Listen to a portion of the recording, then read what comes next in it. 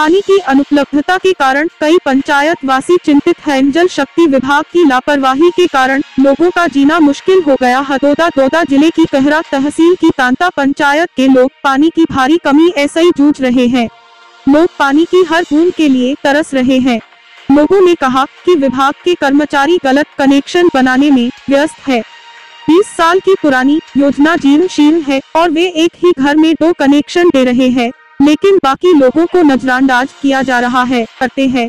तो इसका जवाब यह है कि एक बड़ी परियोजना रखी गई है, लोगों को इससे दूर रखा गया है।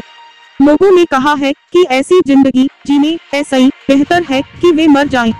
उन्होंने कहा कि विभाग के कर्मचारी इलाके के पिछड़ेपन का फायदा उठा रहे हैं और इस डिजिटल युग में केवल गरीबों को परेशान किया जा रहा है।